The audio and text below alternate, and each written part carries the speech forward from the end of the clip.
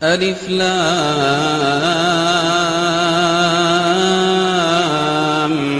ميم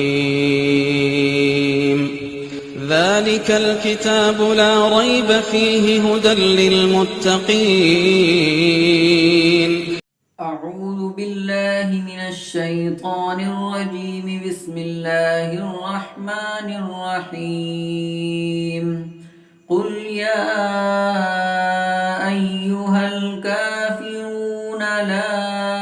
أعبد ما تعبدون ولا أنتم عابدون ما أعبد ولا أنا عابد ما عبدتم ولا أنتم عابدون ما أعبد لكم دينكم ولي دين. صدق اللہ العظیم. معزز سامعین اور محترم ناظرین کرام، یہ جو سورت آپ کے سامنے پڑھی گئی، اس سورت کا نام سورۃ الکافرون ہے، اور اس سورت کے اندر 6 آیتیں ہیں، اور یہ سورت مکی ہے. اس سورت کی وجہ تسمیہ جو مفسرین نے بیان کی وہ یہ کہ اس کی جو سب سے پہلی آیت ہے وہ ہے قُلْ يَا أَيُّهَا الْكَافِرُونَ، تو اسی مناسبت سے اس سورت کا نام سورۃ الکافرون رکھا گیا. اب اس سورت کی فضیلت کیا ہے جو احادیث کے اندر ذکر کی گئی ہے، تو اس کی ایک فضیلت تو یہ بیان کی کہ سورۃ الکافرون یہ 1/4 قرآن کے برابر ہے. یعنی اگر کوئی انسان سورۃ الکافرون پڑھتا ہے، اس کی تلاوت کرتا ہے، تو اس کو 1/4 قرآن پڑھنے کے برابر اجر و ثواب دیا جاتا ہے. اور اسی طرح اس سورت کی فضیلت یہ بھی ہے، اور اللہ کے نبی علیہ السلام کا یہ معمول رہا ہے کہ آپ فجر کی سنتوں میں اور مغرب کی سنتوں میں قُلْ يَا أَيُّهَا الْكَافِرُونَ اور قُلْ هُوَ اللَّهُ أَحَدٌ پڑھا کرتے تھے. اسی طرح ایک روایت کے اندر یہ بھی بیان کیا، حضرت فروہ بن نوفل کا بیان ہے کہ میرے والد نے اللہ کے رسول علیہ السلام سے عرض کیا کہ آپ مجھے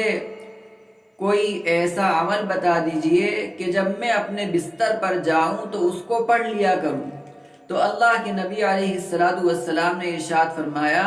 کہ جب تم اپنے بستر پر جاؤ تو سورۃ الکافرون پڑھ لیا کرو. اور اسی طرح اس کی ایک فضیلت اور اس کا خاصہ یہ بھی ہے کہ ایک مرتبہ اللہ کے نبی علیہ السلام کو بچھو نے کاٹ لیا تھا، بچھو نے ڈنک مار دیا تھا. تو آپ علیہ السلام سورۃ الکافرون اور قل اعوذ برب الفلق اور قل اعوذ برب الناس پڑھتے جاتے، اور اس کو پانی پر دم کرتے، اور اس پانی کو بچھو کے کاٹنے کی جگہ پر، اس کے ڈنک مارنے کی جگہ پر لگاتے جاتے تھے. تو یہ اس کی مختصر سی فضیلت ہے اور اس کا خاصہ ہے. اب اس سورت کا شان نزول کیا ہے؟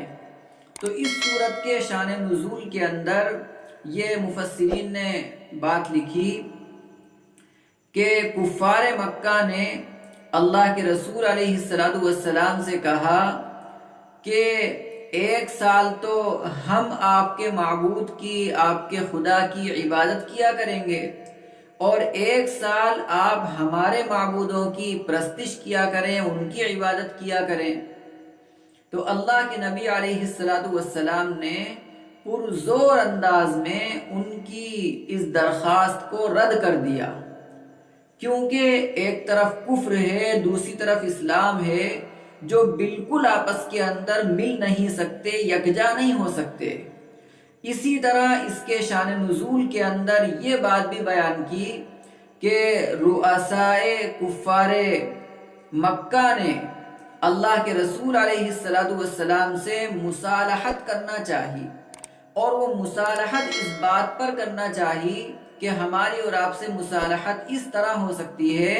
کہ ہمارے معبودوں کی اور خداؤں کی 1 سال آپ عبادت کیا کریں،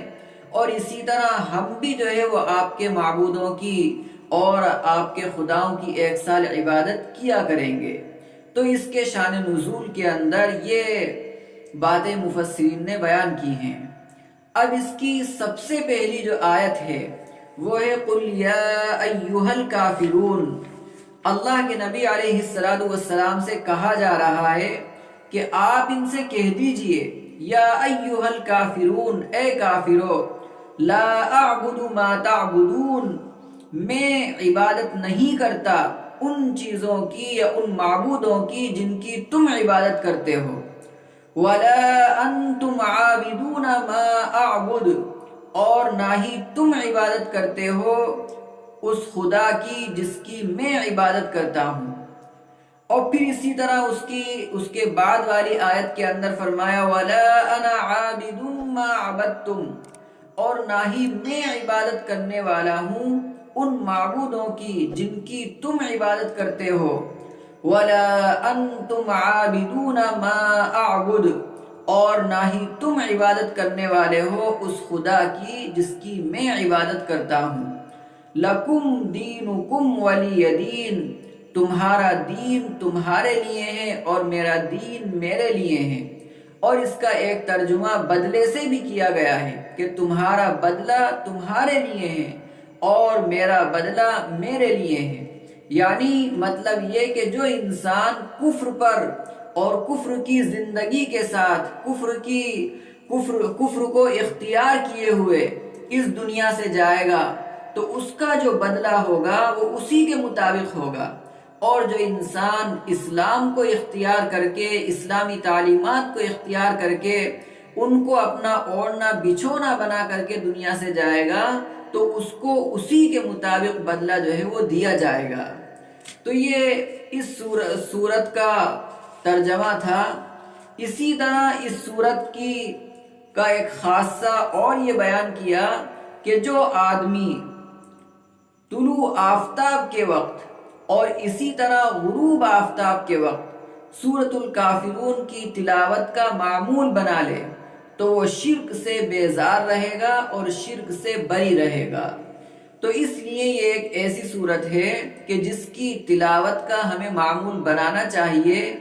جو حدیث کے اندر اس کی فضیلت بیان کی ہے تاکہ وہ فضیلت ہمیں حاصل بھی ہو، اور پھر اسی طرح شرک جو اللہ رب العزت کو ناپسند ہے، کفر جو اللہ رب العزت کو ہرگز پسند نہیں ہے، اس سے جو ہے ہم بچ جائیں، شرک سے بھی بچ جائیں، کفر سے بھی بچ جائیں، اور اسی طرح اسلام کے ساتھ اور ایمان کے ساتھ، اسلامی اعمال کے ساتھ اور ایمانی اعمال کے ساتھ ہم دنیا سے جا رہے ہوں، اور جب ہم دنیا سے جا رہے ہوں تو ہمارا اللہ، ہمارا پروردگار، ہمارا خالق و مالک ہم سے راضی ہو اور وہ ناراض نہ ہو، بلکہ وہ راضی ہو کر ہمیں بہتر سے بہتر اس کا بدل عطا فرمائے، اور دنیا بھی جو ہے ہماری سنوار دے اور آخرت بھی اللہ جو ہے وہ ہماری سنوار دے اور بہتر سے بہتر کر دے۔